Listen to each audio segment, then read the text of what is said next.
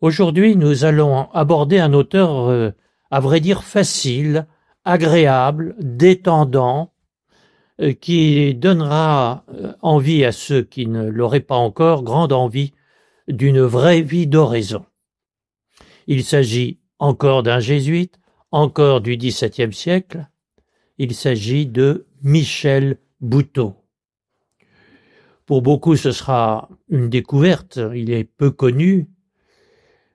En réalité, le texte que nous allons lire est beaucoup plus connu que son auteur, parce qu'il a été repris par saint Alphonse Marie de Ligorie, donc un siècle après Michel Bouteau, et saint Alphonse, tout le monde le connaît, et il fait partie de ces textes rassurants pour tous ceux qui auraient un peu peur du bon Dieu, ce qui est notre cas à tous depuis le péché originel.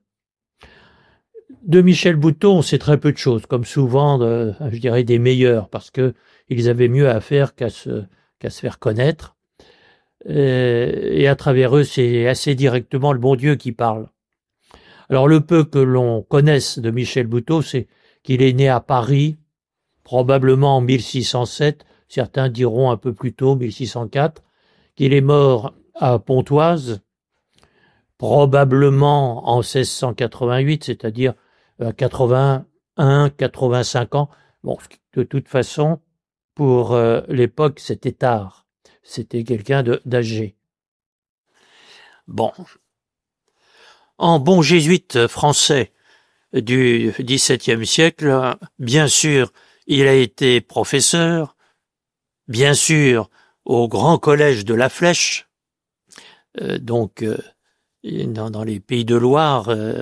Aujourd'hui, je ne sais si c'est dans la Sarthe ou si c'est dans le Maine-et-Loire, en tout cas dans un endroit où toute l'élite de la France recevait sa formation secondaire. Pour le reste, bien un prédicateur aussi. À l'époque, les jésuites, quand ils n'enseignaient pas, enseignaient quand même, mais dans les paroisses. Et on sait qu'il a eu beaucoup de succès comme prédicateur. Et ce qui nous intéresse davantage, c'est que il avait une vive conscience de ce qu'on appellerait aujourd'hui la sécularisation, et qu'il veut nous apprendre à ne pas dissocier notre vie de prière et au-delà notre vie chrétienne et notre vie tout court. Et ce qu'on va entendre sur la prière, c'est mais n'allez pas chercher le bon Dieu en quittant ce monde qui par ailleurs est assez hostile à la foi chrétienne. D'une part, Dieu est au cœur, dans votre cœur, mais aussi au cœur du monde. Et au fond, la prière sera pensée par Bouteau comme, je dirais, une amplification, un recueillement, oui, mais pas pour que Dieu vienne, mais parce qu'il est déjà là. Alors, de son vivant, cela l'a conduit à un certain nombre d'ouvrages pédagogiques, essentiellement des sentences bibliques.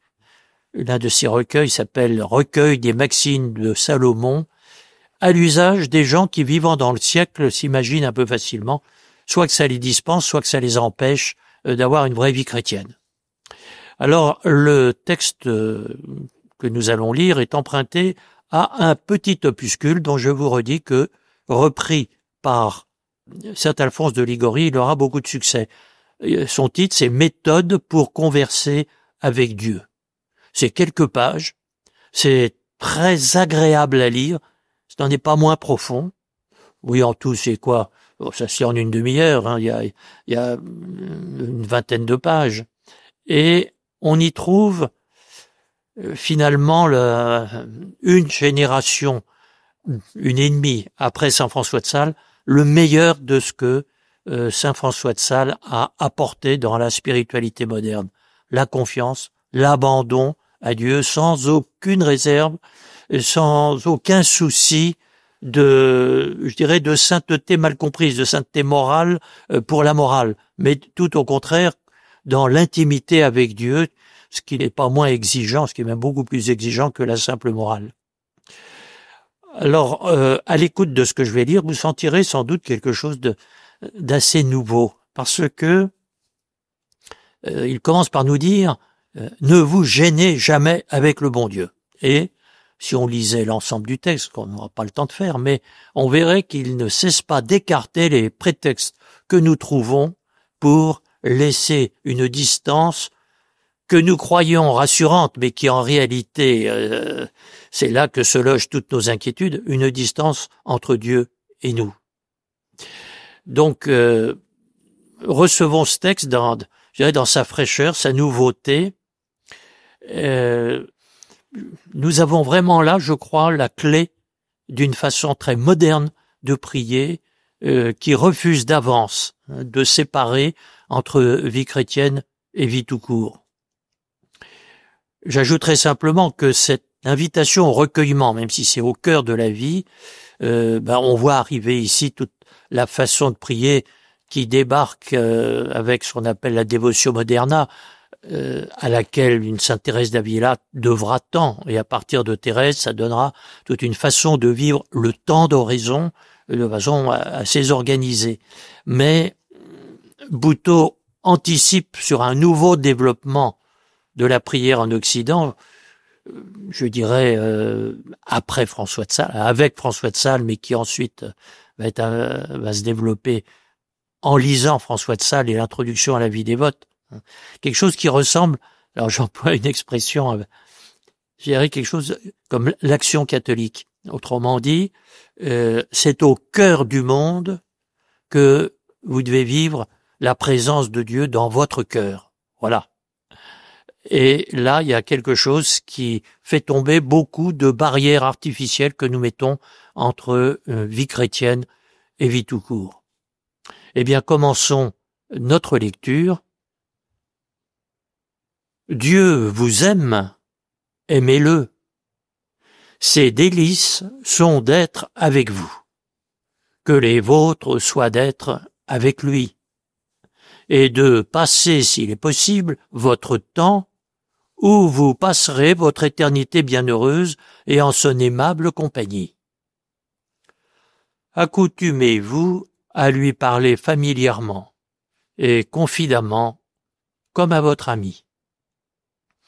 Et faites réflexion que c'est une erreur et une faiblesse de notre nature aveugle de n'être point libre en sa présence et de ne paraître devant lui que comme des esclaves timides et honteux devant un prince, en tremblant de peur et en ne pensant qu'à fuir pour aller chercher ailleurs notre consolation et notre liberté.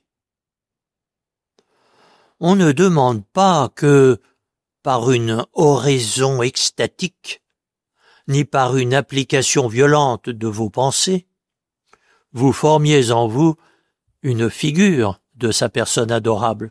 Il n'est ici question que d'un entretien familier. On ne vous demande autre chose sinon que, sans quitter votre travail, vous fassiez envers Dieu ce que vous faites chaque jour et à chaque occasion envers ceux qui vous aiment et que vous aimez. Il est comme eux auprès de vous. Dites-lui les mêmes choses que vous leur dites. Entretenez-le de vos affaires, de vos desseins, de vos espérances, de vos craintes, de tout ce qui vous regarde. Ne le prenez pas pour un roi qui ne voudrait avoir en l'âme que des pensées de roi, ni être entretenu que de grandes choses, ou qui craindrait de s'abaisser en appliquant son esprit à écouter ce qui se passe dans un petit ménage ou dans la conscience d'une petite créature. Chez vous et aux endroits où vous êtes seul avec lui, pour ainsi parler, il n'est Dieu que pour vous seul.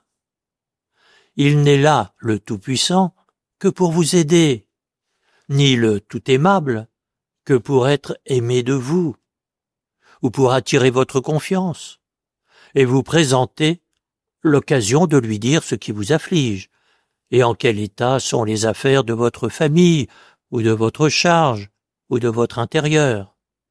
Dites-lui donc, avec amour et avec sincérité, tout ce que vous en savez. Il semble, tandis que vous l'entretenez, qu'il vous laisse dire sans parler lui-même et sans vous répondre. Néanmoins, il ne garde pas le silence. Il a une certaine voix qui n'est propre qu'à lui et qui, sans que vos facultés extérieures et sans même que votre imagination s'aperçoive de rien, marque en vous les vérités que son amour veut que vous sachiez. Vous sentez naître imperceptiblement en votre esprit des pensées qui vous consolent et qui apaisent vos craintes, des lumières qui dissipent vos incertitudes et vos doutes, des réflexions qui vous découvrent ce que vous avez à faire et qui vous montrent des voies sûres pour conduire heureusement vos desseins. Il le fait non pas en formant des paroles en l'air, mais en appliquant ses lumières, ses pensées, ses consolations et ses douceurs à votre cœur. C'est son cœur qui parle à ses épouses et d'un langage qu'elles entendent bien. Bon. Certainement, vous aurez apprécié ce ton rassurant qui ne trouve aucune limite à la confiance en Dieu. Et avec une légèreté, mais qui n'est pas sans profondeur, il écarte, oui, tous les prétextes que nous pouvons trouver à nous méfier de Dieu. N'oublions jamais, même si j'en reviens souvent dans nos entretiens, que l'unique fruit ou l'unique résultat du péché originel, mais il est terrible, c'est de faire qu'on a peur de Dieu. Et que sous les meilleurs prétextes, parce qu'on dit je ne suis pas digne, parce qu'on dit il est trop grand, parce qu'on dit il a autre chose à faire, parce qu'il a les apparences contre lui, quand on voit tous les ennuis qui... Mais dans l'existence, on dit bah oui, alors le bon Dieu il s'occupe d'autre chose, etc. Bon, quand nous aurons compris que tous nos ennuis, c'est nous qui les sécrétons, justement en ne nous ajustant pas à la volonté de Dieu, à ce moment-là, on n'aura plus peur de Dieu, bien sûr, mais tout simplement de ce qui est de la réalité. Le malheur se loge dans le fantasme, dans l'imagination, dans les pensées, et je ne dis pas que ça soit facile à dépasser tout ça, mais vous voyez que le chemin est celui de la confiance et non pas de la méfiance, comme si nous devions nous protéger de Dieu. Mon père, j'aimerais que vous reveniez sur ce que vous venez de dire, que nous avons tout le temps peur de Dieu. Mais comment ça se fait? D'où vient cette peur? Si je pouvais répondre à votre question, nous n'aurions plus peur de Dieu, et tout serait résolu. La peur, c'est toujours l'irrationnel. C'est toujours ce qui pourrait arriver. Au moment où ça arrive, on n'a plus peur parce qu'on s'en occupe. On est dans le réel. La peur, c'est toujours dans l'inexistant, dans le fantasme. Alors quand j'ai dit ça, on a l'impression qu'il suffirait de souffler dessus pour que ça disparaisse. D'une certaine façon, oui. Et la foi, la confiance à laquelle nous sommes invités, c'est tout simplement, je dirais, d'accepter le réel. C'est pas de sortir d'un faux réel pour entrer dans un vrai réel. Non, c'est tout simplement que le péché originel, en nous séparant de Dieu, nous a séparés de ce qui est, nous a enfermés dans ce qui semble être le fruit, semblait bon, semblait agréable, etc. Et donc, nous vivons dans l'inexistant. Mais c'est terrible. Il y a rien d'aussi terrible que, je dirais, l'angoisse. Je parle pas de la peur du gros chien qui peut mordre. Il y a une réaction animale, mais qui est en fait pas exactement du malheur. Non, je parle de cette fabrication d'un monde fictif auquel nous tenons tellement que quand on nous dit « tu sais bien que ça n'existe pas, tu sais bien que l'argent ne fait pas le bonheur, tu sais bien que le plaisir c'est pas le bonheur, tu sais ça », ou nous le savons, on dit « alors il suffit de laisser tomber », oui, on ne le laisse pas tomber. Et c'est ça le combat spirituel. C'est un retour au réel. C'est un retour au raisonnable. C'est un retour à fais ce que tu as à faire et pas autre chose. Voilà. Mais ça, voyez-vous, c'est rarissime. Non pas parce que c'est très difficile, mais parce que c'est trop simple, finalement. Et c'est pour ça que Jésus nous dit, il y a que les petits-enfants qui entrent dans le royaume de Dieu. C'est-à-dire ceux qui ont cette confiance, acceptent tout simplement ce qui est. Un petit enfant qui vient au monde naît dans la confiance, pas absolue parce qu'il est déjà marqué par le péché originel, mais le péché originel, hélas, il grandit en même temps que nous. Mais pour laisser entrevoir la réponse à votre question, simplement entrevoir, retenons que on n'a jamais peur que de ce qui n'est pas, n'existe pas vraiment, et que le chemin, c'est la confiance dans ce qui est, dans le réel, et la confiance en Dieu, c'est la même chose.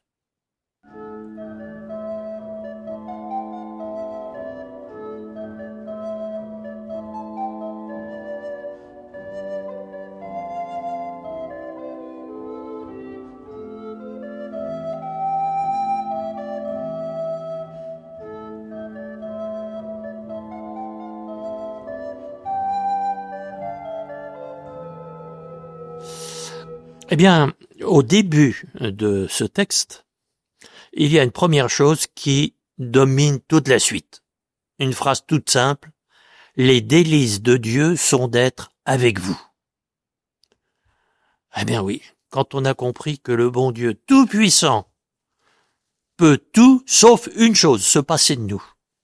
Quand on a compris ça, ça finit de répondre d'ailleurs à la question qui vient de m'être posée, mais toute la clé de voûte du mystère chrétien est dans non pas ce besoin, ça c'est un mot, j'allais dire animal, mais ce désir qui laisse toute liberté, mais ce désir de Dieu d'être avec nous.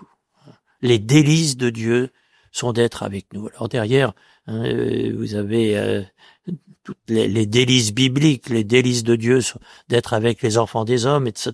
La sagesse de Dieu veut habiter avec nous. Bon, retenons que bien souvent, nous inversons le mouvement de la vie chrétienne. Nous le pensons parfois comme conquérir le bon Dieu, conquérir le ciel, avec beaucoup d'efforts. On va peut-être y arriver. Mais non, laissez-le venir sans le repousser. Mais Dieu est Père, c'est lui qui fournit tout, c'est pas nous. Et il fournit tout parce que il est tout entier en son Fils et en ceux qui sont fils dans son Fils. Le bon Dieu ne sera vraiment Dieu que quand il sera à 100% en moi. Toi en moi, moi en toi. C'est ça, le rêve du bon Dieu. Si on n'a pas compris ça, on va s'embarquer dans une vie chrétienne de mérite, de performance, de choses à faire, etc. Et on va se désespérer au fur et à mesure qu'on n'y arrivera pas. Bon. Alors que si on n'y arrive pas, c'est parce que le bon Dieu veut qu'enfin on comprenne qu'on n'est pas là pour y arriver, mais pour l'accueillir, c'est autre chose. Il fournit tout, il arrive avec tout ce qu'il faut. Il dérangera pas. Bon. Et invitation donc, puisque les délices de Dieu sont d'être avec vous, que vos délices à vous soient d'être avec lui. Et de passer avec lui tout le temps qui, déjà sur cette terre, sera ce que vous ferez dans l'éternité. Votre éternité est bien heureuse. Et là, il y a une deuxième chose aussi à dire très fort et qui fait de Buteau vraiment, dans son tout petit livret, une clé pour nous tous, et qui est que il y a une continuité profonde entre le bonheur chrétien ici-bas et l'éternité bienheureuse. Il n'y a pas à se dire, le paradis c'est pour après, sous-entendu la mort. Mais d'abord, nous sommes déjà vivants de cette vie bienheureuse et il y a beaucoup plus de continuité que de discontinuité entre cette terre et l'au-delà. Bien sûr, c'est pas dans les mêmes conditions, mais c'est la même vie. Exactement comme le papillon est en continuité avec la chenille, mais la chenille elle a pas d'aile et le papillon il ne rampe pas par terre, d'accord. Mais ça reste profondément la même réalité qui continue. Et ça éclaire toute la suite de ce que nous dit Butoh. Tout ce qui est possible au paradis, vous gênez pas pour le vivre dès ici-bas. Ah bon? Et notamment, c'est une erreur, une faiblesse de notre nature aveugle, continue Butoh, de n'être point libre en la présence de Dieu. Au paradis, on n'aura pas à se gêner avec lui. Ici-bas, vous n'avez pas d'avantage à vous gêner avec lui. Ne soyez pas, dit-il, comme des esclaves timides et honteux devant un prince. Il y a une chose très profonde derrière ça, qui est que la culpabilité, je suis pécheur, je suis coupable, c'est très vilain, etc. La culpabilité en tant que retour sur soi, finalement, est une faiblesse. Le bon Dieu ne nous demande pas de nous sentir coupables. Demander pardon, c'est beaucoup plus que... Alors, bien sûr, au sens, je dirais, judiciaire, on a fait mal, on est responsable d'avoir fait mal, en ce sens, on est coupable. Mais Jésus, il voit pas ça. Absolument pas. Hein? Il voit des gens qui, s'ouvrant à sa miséricorde, lui permettent de nous aimer comme au premier jour. Jésus n'a pas le temps de savoir si on est coupable ou pas. Vous voyez la parabole du bon samaritain. Le bon samaritain, il pose pas de questions, qu'est-ce qui t'est arrivé, etc.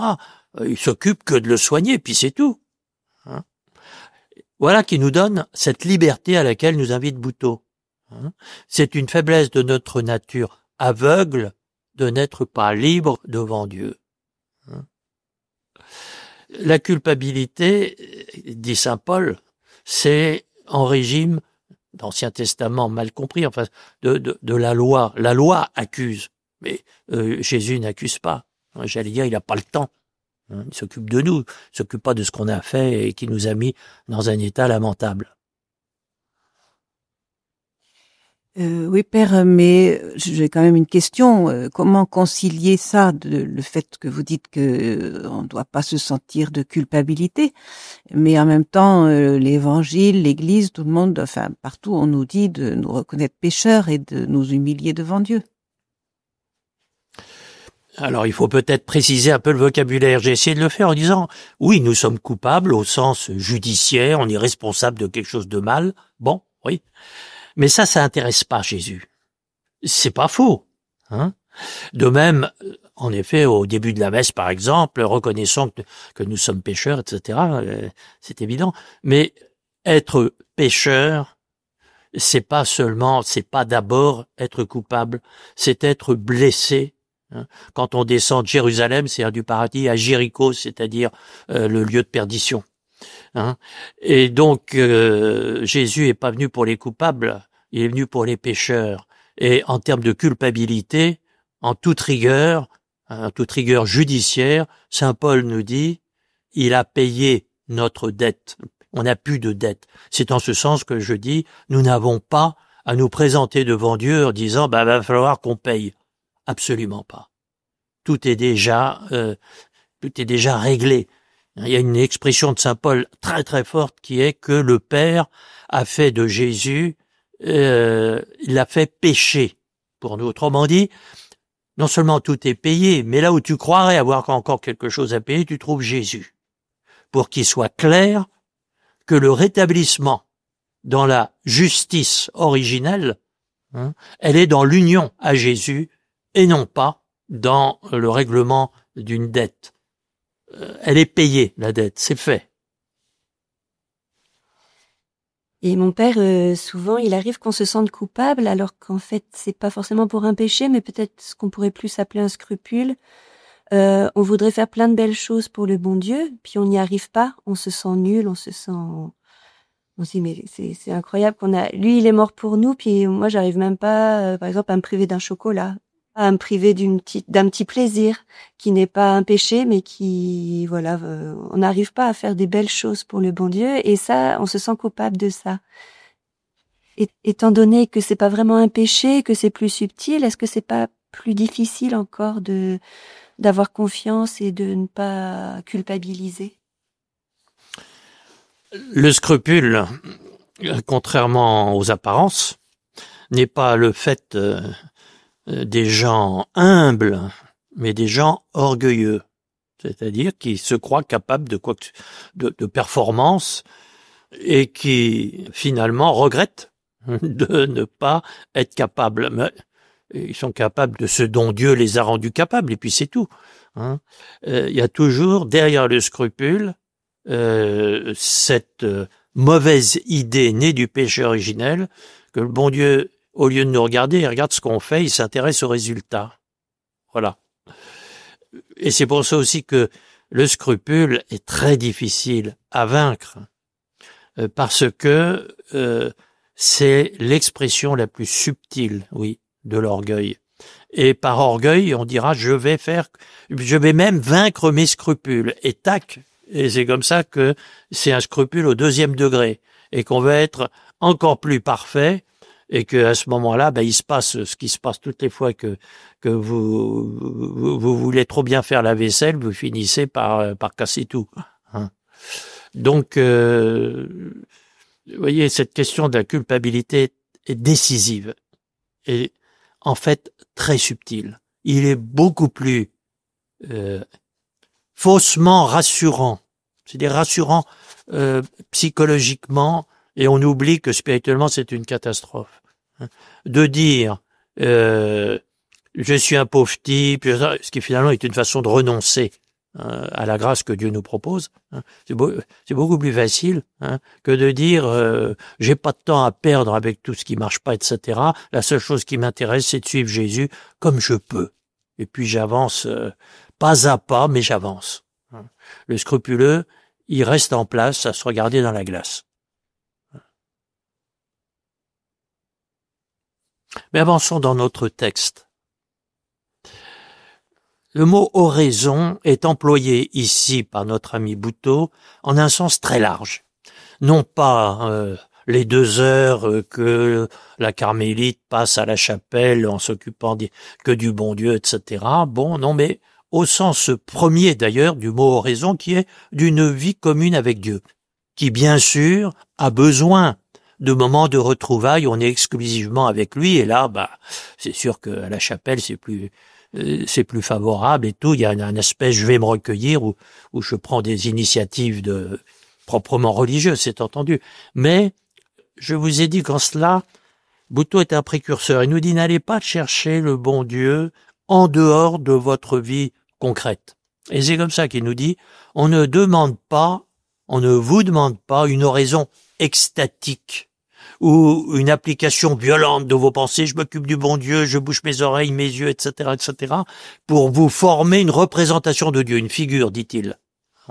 Non, il dit, là où vous êtes, entretenez-vous familièrement avec Dieu. Il n'est ici question que d'un entretien familier. Bon.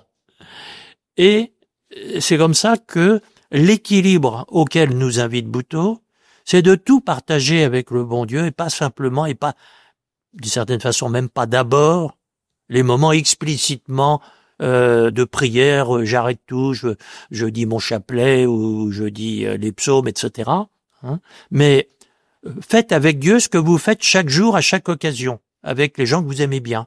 Et c'est comme ça qu'il va dire, vous lui parlez de votre travail, vous lui demandez de l'aide quand c'est difficile, entretenez-le de vos affaires, des Buteau, de vos projets, de vos espérances, de vos craintes, de tout ce qui vous regarde. L'oraison, nous dit Thérèse d'Avila, n'est pas de beaucoup penser, mais de beaucoup aimer. Eh bien, nous y sommes. Autrement dit, de vivre toute chose en relation avec notre bien-aimé, avec Jésus et donc avec Dieu. Buteau sait bien qu'il faut pour cela réserver à l'oraison, à la chapelle, des moments de plus grand recueillement. Il n'est pas en train de dire ça va remplacer le temps de prière, mais il souligne que l'oraison n'est pas d'abord une activité cérébrale, n'est pas essentiellement une activité cérébrale. Sinon, plus on serait intelligent, plus on serait capable d'oraison. Pas du tout. L'oraison tend à s'identifier, je dirais, à notre vie la plus quotidienne, la plus consciemment vécu avec Dieu. Quand je dis consciemment, c'est pas on pense à Dieu, comme on pense à la solution d'un problème, mais comme, vous savez bien la différence de vous promener tout seul et de vous promener avec un ami. Même si vous vous taisez avec cet ami, hein, reste que la promenade sera pas la même, hein, parce qu'elle sera un moment de communion. Sinon, ce sera un moment d'isolement. Bon, alors, attention, on peut se promener avec un ami qui est pas pour autant à 2 mètres de vous, mais voilà, être avec quelqu'un, c'est pas forcément penser à cette réfléchir en tout cas à cette personne, même s'il y a une sorte d'évidence qu'il est là. Bon, c'est ça, l'équilibre d'une vie d'oraison. Et si bien que tout devient une parole d'amour et tout est objet d'un dialogue d'amour. Je pense qu'on a tous expérimenté la chose suivante, on se promène un beau jour de printemps et on voit une jolie fleur. Eh bien, si on a quelqu'un qu'on aime bien dans sa vie, bon, c'est un fiancé, mais sa fiancée, elle est peut-être à 300 kilomètres, mais cette jolie fleur, tout de suite, ça va lui parler. Et puis, il aura envie de l'accueillir pour la lui offrir. Alors que s'il est tout seul, la fleur n'a pas du tout la même qualité. Hein. Je pense qu'on a tous expérimenté ça. Eh bien, l'oraison, c'est ça. Hein. C'est vivre en communion la vie la plus normale.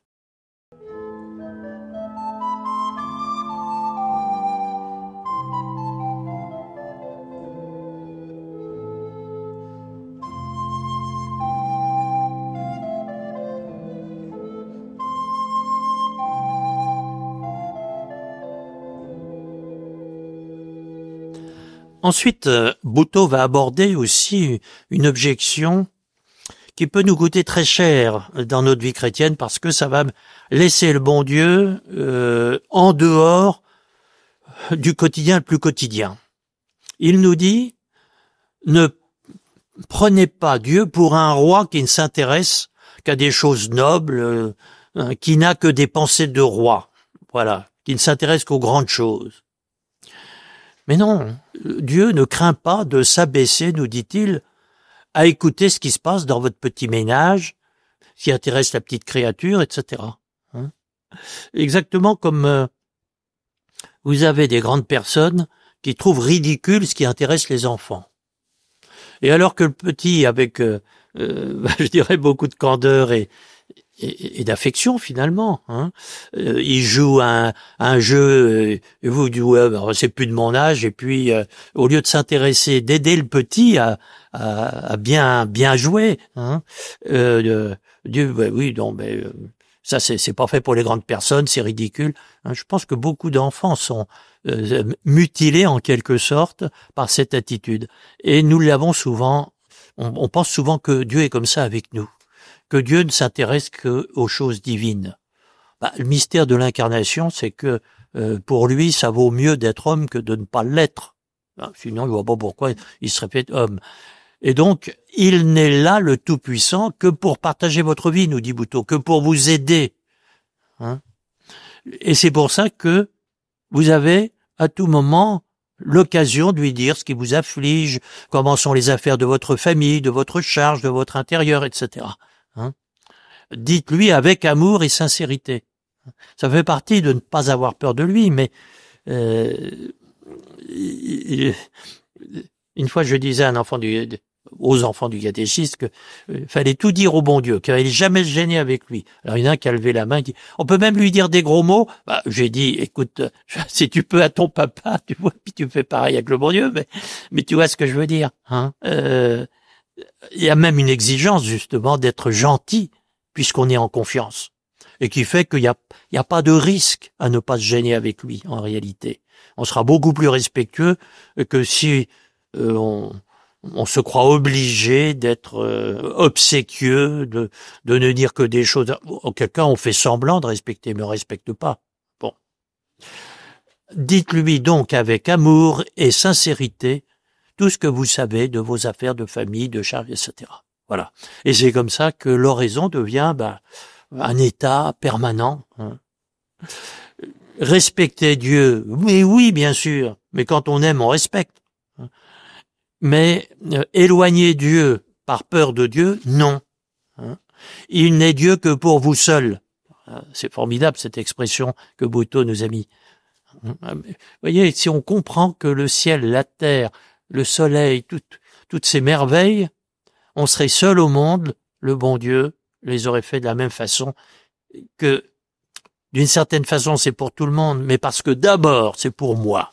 Voilà. Si on n'a pas pris conscience de ça, que tout ce qu'a fait le bon Dieu, que si Jésus est mort sur la croix, c'est pour moi, alors on comprendra pas qu'il l'a fait aussi pour les autres, c'est-à-dire pour mes frères, parce qu'à ce moment-là, dans le cadeau, il y a aussi mes frères. Mais il y a mes frères parce que d'abord il y a moi. Et on dilue complètement l'évangile quand on en fait, je dirais, c'est pour tout le monde. Non, c'est pour moi. Une déclaration d'amour, c'est pas pour tout le monde.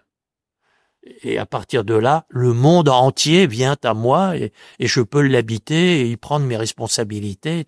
Mais parce que d'abord, je le vis comme un cadeau que Dieu me fait.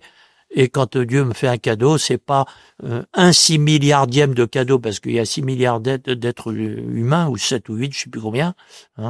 Il est plus juste de dire que c'est des milliards de fois l'unique cadeau qu'il fait à moi seul. Voilà. Butoh continue en abordant une autre objection à cette vie d'oraison permanente, comme aussi une conversation entre Dieu et nous. Nous parlons, mais Dieu, il parle pas, lui, on n'entend rien. Il semble, nous dit Butoh, tandis que vous l'entretenez, qu'il vous laisse dire sans parler lui-même. Alors, on est là depuis un quart d'heure, même à la chapelle, à un moment qu'on réserve au bon Dieu et tout, mais il dit jamais rien. Bon. Et Butoh nous dit, il ne parle pas, mais il n'est pas pour autant silencieux. Ah bon? Car il a une certaine voix qui n'est propre que à lui, et qui, sans que vos facultés extérieures, c'est-à-dire vos oreilles finalement, l'entendent pas, bon, sans même que votre imagination s'aperçoive de rien, on dit ouais, le bon Dieu, je m'aperçois de rien, etc. En réalité, il vous parle. Ah bon, comment? Eh bien, vous sentez naître en vous, en votre esprit, des pensées qui vous consolent, qui apaisent vos craintes, des lumières qui dissipent vos incertitudes, vos doutes, des réflexions qui vous découvrent ce que vous avez à faire, etc. Et Butoh précise encore dans ce qu'on a entendu. Mais la voix de Dieu, c'est pas la voix qu'on perçoit par les oreilles, ce n'est même pas les idées qu'on se forme dans la tête, etc. Mais c'est, il nous dit, ce qui est à l'origine, par exemple, de notre consolation. Alors, attention, nous sommes ici avec un fils de Saint Ignace. Le mot consolation dans les exercices spirituels de Saint Ignace, qu'est-ce que c'est? C'est cette perception de la volonté de Dieu. Vous voyez que dans telle ou telle chose que vous apprêtez à faire, etc., vous voyez que ça va être en effet selon la volonté de Dieu. Et telle autre chose, non, je sais pas pourquoi, ce sera pour me faire plaisir, ce sera peut-être même à la limite pas très moral, pas très tout à fait. On dit ouais, mais le bon Dieu il est pas à ça près, mais on voit que là on s'écarte du bon Dieu. C'est comme ça qu'il nous parle.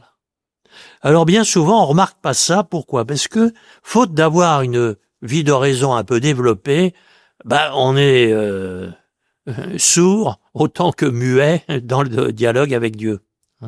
Mais la première voix de Dieu en nous, c'est la conscience, tout simplement. Et il n'est personne sur la terre qui, au moins à certains moments, ne perçoit pas qu'il y a des choses qui ne se font pas. Parfois, c'est très profond et pas très développé, mais vous voyez, là où un animal va tuer son rival parce que c'est la réaction instinctive et normale, la loi du plus fort qui préside au fonctionnement de la création finalement. Bon, mais un être humain, même sans éducation, même à certains moments dire non, ça non. Même si c'est mon ennemi, même si c'est quelqu'un qui m'a fait du tort, même si, etc., je vais pas le traiter comme une bête. Bon. Alors, c'est très, très peu de choses. Mais c'est déjà le retournement de la loi de la nature, de la loi du plus fort, etc., en la loi du respect. Autrement dit, en la loi de considérer l'autre comme un sujet, comme une personne. C'est déjà vivre en relation, c'est déjà vivre l'amour. Oh, de très loin, vous allez me dire. Ça appartient déjà à l'ordre surnaturel. Ça appartient déjà à la grâce de Dieu. Voilà. Eh bien, une certaine voie qui n'est propre qu'à lui, c'est celle-là.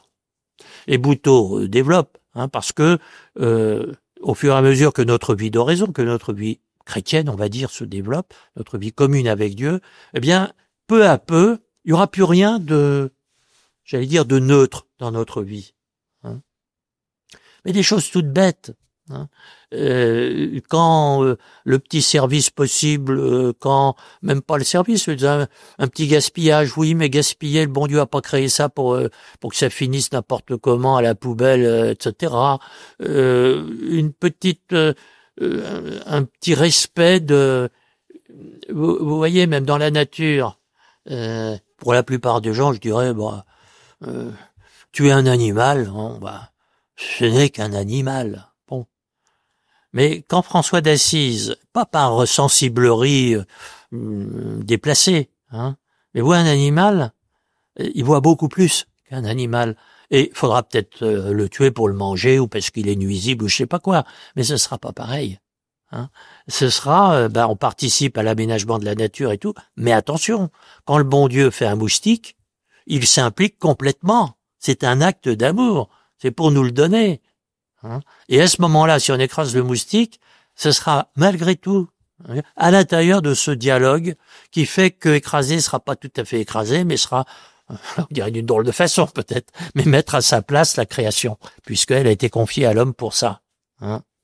Et pour ça aussi que, vous voyez, une fois j'étais à la pêche avec des enfants. On avait organisé un petit concours de pêche. Et je voyais, il y avait deux types de réactions. Quand ils prenaient un poisson sans intérêt, il y a celui qui le jette derrière. Le poisson, il aille crever dans le fossé et tout, on s'en fiche, etc. Et c'est sûr, il y a des poissons, faut pas les remettre à l'eau et tout, parce qu'ils mangent enfin bon, qui sont dans l'équilibre bien compris de la nature, faut pas les garder. Mais je dirais, il y en a qui comprenaient quand je leur disais, non, attention, d'accord, ce poisson, il est nuisible, faut pas. Et puis d'autres poissons, on les garde pour les manger parce qu'ils sont bons à manger, etc. Mais il y a plus là, tu vois, que simplement quelque chose qu'on. C'est pas un objet, il y a quelque chose de très important qui fait qu'on va pas le traiter comme un déchet. Voilà. Et alors il y en a qui comprennent, il y en a qui comprennent pas. Et ceux qui comprennent pas, je dis ah là là, j'espère qu'un jour ils vont comprendre. Parce qu'à ce moment-là, leur vie non seulement dans la nature, mais dans tout ce qu'ils feront, sera, je dirais, imprégnée de cette perception que ça nous est donné et que c'est une relation, que c'est de l'amour, que c'est de l'oraison finalement. Mais ça, évidemment, c'est au fur et à mesure du développement d'une vraie vie de relation avec Dieu que tout devient à ce moment-là porteur de sa présence et qu'on se met à pas faire n'importe quoi. Qu'à ce moment-là, quand le téléphone sonne, on répond parce que c'est quelque part Jésus-Christ qui appelle. Que à ce moment-là, on éteint la lumière, non pas parce qu'on pourrait pas payer l'électricité et tout, mais parce que il y a un équilibre qui fait que le gaspillage, non. Qui fait que le jour où passent les poubelles, on essaye de mettre les choses à peu près proprement parce que c'est pas simplement, ça n'a aucune importance. Il y a du spirituel possible, il y a de la relation possible, il y a une façon d'être gentil avec le type qui va ramasser la poubelle, etc. Bon, donc c'est ce qu'il nous dit ici, une certaine voix qui à ce moment-là prend du volume dans notre vie et qui fait que tout va entrer dans l'horizon.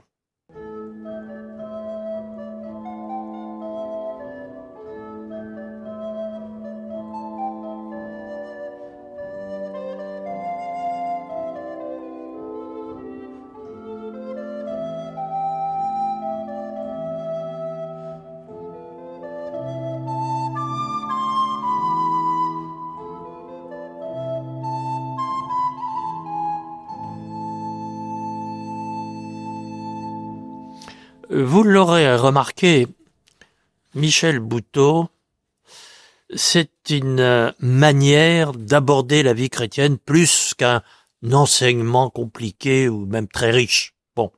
Et c'est pour ça, je pense qu'il vaut la peine de lire quelques textes supplémentaires, là, que j'emprunte aussi d'ailleurs à sa méthode pour converser avec Dieu.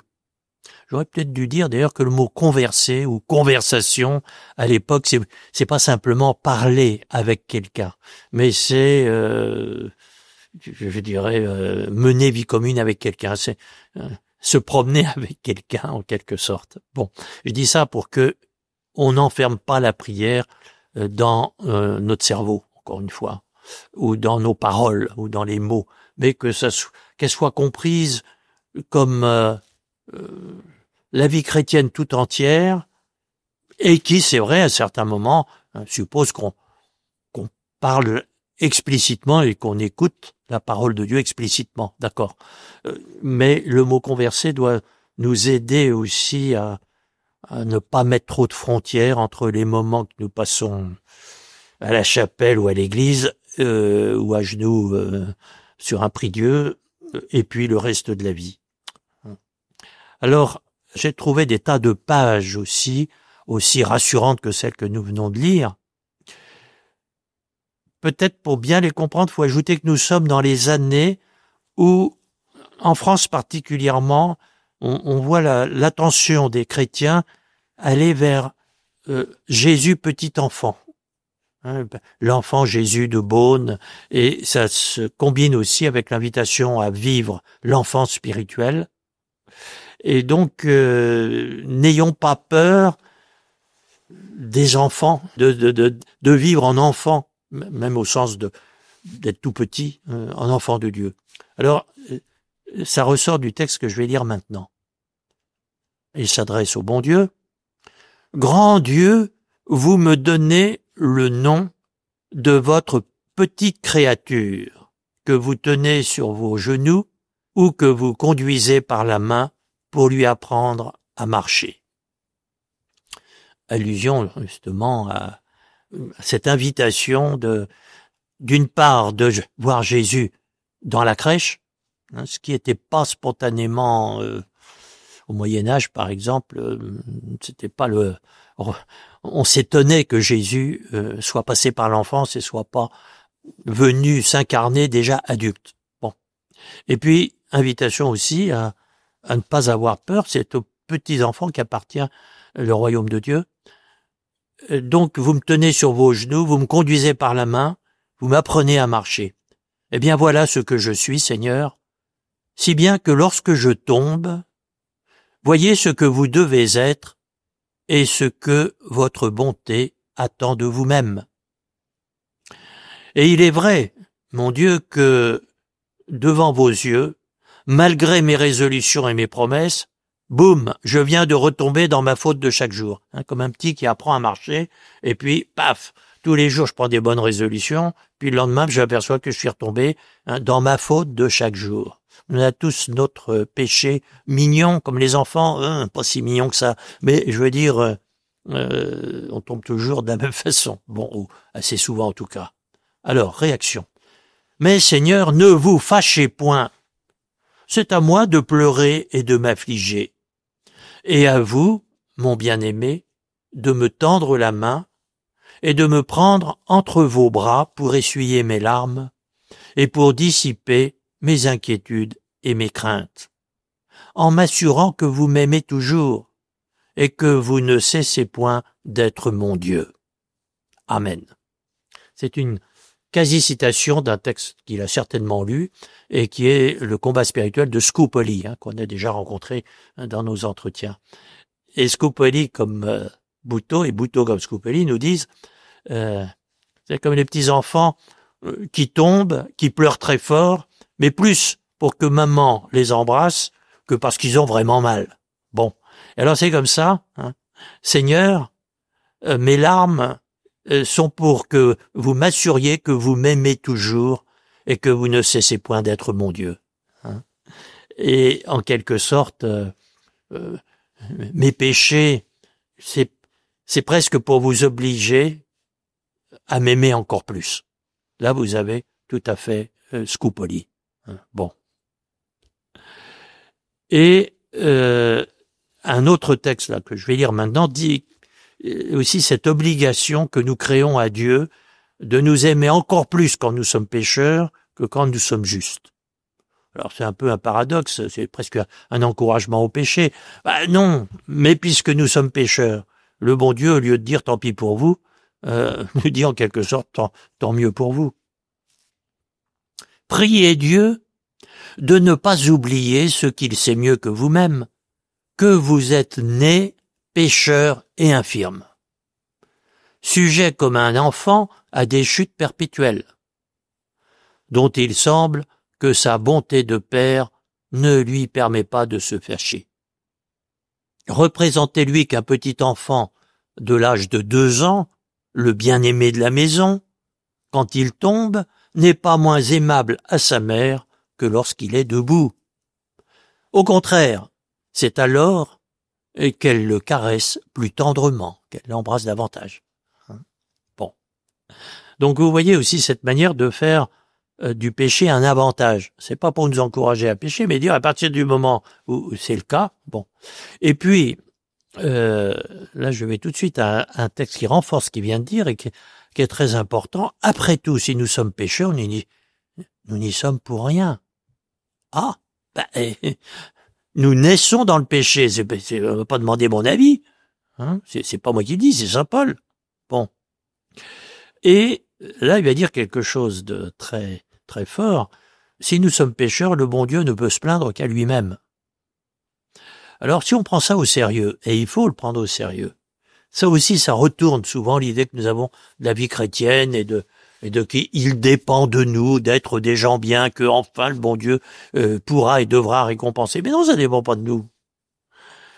Pendant des siècles où je pense qu'on avait une juste compréhension du mystère chrétien, jusqu'au Moyen-Âge, on était, attention, très sévère, oui et non, enfin, mais je dirais, on prenait très au sérieux le fait de ne pas être baptisé et de dire, ils sont en dehors de la grâce de Dieu, c'est terrible, et en quelque sorte, alors là je suis prudent parce que ils vont en enfer, fondamentalement oui, et nous sommes tous destinés à l'enfer, j'ajoute tout de suite, sans Jésus-Christ. Donc la question n'est pas exactement est-ce que le non-baptisé va en enfer, mais comment Jésus-Christ va le rattraper. Bon, et là il y a des solutions, hein, je veux dire, on n'est pas en train de dire, comme il n'y a pas une majorité de baptisés sur la planète, il y a une majorité de gens qui iront en enfer, c'est un autre problème. Bon, mais reste que on ne peut pas comprendre ce que vient de nous dire Bouteau et tous ses semblables si on ne prend pas très au sérieux le drame du péché et le fait que si Jésus ne nous en sort pas, il n'y a pas d'autre solution. Hein, et je dirais ensuite, comment est-ce que ceux qui ne sont pas baptisés pour des raisons, etc., comment sont-ils sauvés quand même? C'est une vraie question, qu'il y a des vraies solutions, et je le dis tout de suite pour que on ne tombe pas dans une chose qui est certainement fausse, et qui est que toute l'humanité va à sa perte. Elle y va sans Jésus, mais Jésus a des chemins qui font que on ne va en enfer que si on veut bien y aller. Bon, mais je reprends ce texte où il dit « Ça dépendait de vous, Seigneur, que je naisse sans votre grâce, même si c'est à l'occasion du péché. Donc ne vous plaignez pas que je sois pécheur. Vous avez de grands sujets de vous plaindre, dit-il, lorsque vous voyez toutes mes rechutes, malgré mes confessions et toutes les grâces que vous m'avez données. Mais il me semble aussi que vous avez beaucoup de raisons d'excuser en moi ces faiblesses inévitables. Si vous voulez vous en fâcher, vous devez vous en prendre aux parents qui m'ont conçu dans l'ignorance et qui m'ont donné leur péché pour une partie de ma personne. Lorsque je sortis du néant, vous, grand Dieu, vous qui m'avez créé, vous m'avez refusé ce que vous aviez de plus saint, car je suis né sans votre grâce. Tandis que mes parents, ils m'ont donné que ce qu'ils avaient de plus impur, et je ne reçus rien de vous qu'une âme réprouvée, tandis que je ne recevais de mes parents qu'un corps rempli de corruption et d'inclination au mal. Et vous vous fâchez maintenant de ce que je sois fragile. Vous vous étonnez de ce que je ne sois pas si saint que vous. Voilà. Autrement dit, là aussi, il y a quelque chose de très très important, c'est de bien voir que le péché, c'est beaucoup plus que nos pauvres péchés que nous commettons. C'est vraiment la condition de l'homme séparé de Dieu, et c'est vraiment la mort éternelle. Et que si on comprend pas ça, on oubliera l'essentiel, le b.a.-ba du mystère chrétien, qui est que Jésus est venu non pas récompenser les bons, mais sauver je cite saint Augustin, la massa damnata, la masse damnée de l'humanité.